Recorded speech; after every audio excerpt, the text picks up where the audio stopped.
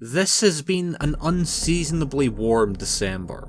It snows, but it melts off in a few days or less. Fog everywhere. Thick fog too. The nights have been so bad that we have to limit our service area just after dark for about an hour. Central calls and tells me to pick up at the local supermarket. Roll up. There's an old lady there. Not quite as old as Marceline, but up there in blue hair territory. I get out and help her load her groceries into the car.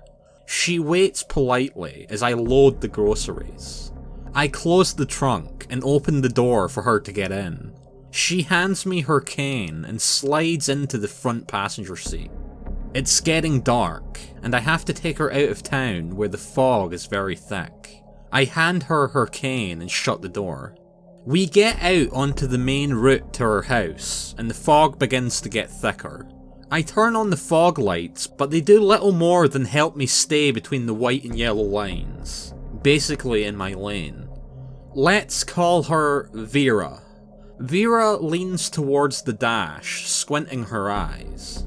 Lots of fog tonight, she states as if she's trying to use some super seeing power. Yeah.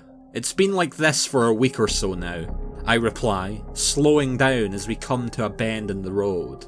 She leans back in her seat, I guess realising she can't see through the fog like Superman or something. You're a good driver. I'm glad you're going slow through this mess. Thank you, ma'am. I'm doing my best. I'm Vera, and you are? David.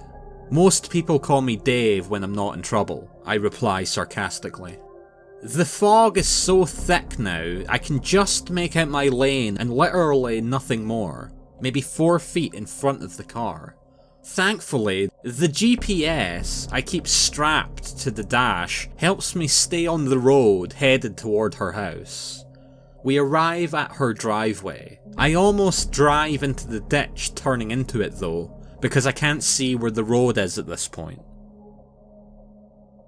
We drive down what feels like a mile-long dirt driveway until I see the floodlights on the barn next to her house. We pull up to the door connecting to her driveway. I help her get out. She insists on staying out here with me. I shrug it off.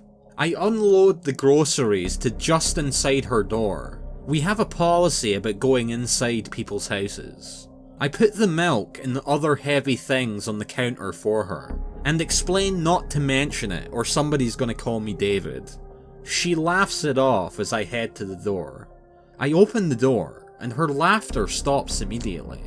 I'm still facing her. I turn slowly to look out the door to find out what stopped her laughing. I see a bunch of humanoid shapes standing around my car. The floodlights from the barn give the fog an eerie glow that really highlights these shapes. These shapes standing around my car move on and more come along. I shut the door and she steps up to the window next to the door. She pulls back the curtain and waves her hand to me to tell me to come look. Dozens of them walking by now, headed up her driveway toward the road. I see what looks like a wagon being pulled by a horse go right through my car like it wasn't even there. The fog just moves around the car and reforms at the back bumper. She covers her mouth, and we wait for the fog to dissipate. What feels like hours go by, and really it's only 15 minutes. By now I've counted at least 30, including the wagon going by. The fog begins to sink to the ground and disappear. The night air has become too cold for the fog to be so high. I reach for the door handle, but I notice she is pretty rattled. Vera, it's fine. Just stay inside tonight. I'll call my daughter. She'll come stay the night with me, she says, stroking her chin looking out the windowsill. I open the door and begin to head down her steps to my car. She comes to the door and peeks out. Be careful, David. I smile to her. Go call your daughter, Vera, and have a better night. I get in the car, and have a little bit of a freakout after she closes the door and turns on her kitchen lights. I sit back in my seat and breathe off the anxiety I'm having over this before recording the fare. Central asks what took so long, and I tell them that she's a chatty old lady. Who the fuck would believe me about the fog parade I just saw? On my way back into town, the fog is much lower now, much easier to see. But I can see their footsteps in the road, the way the fog is moving, like people walking through water. I slow down as I come up on them, but decide to drive through. Nothing happens. They keep walking. I drive on. I ask one of my buddies who's a local yokel. He knows about the area's history. He explains that Vera's land used to be a troop gathering point when soldiers from this area left to serve in the Civil War.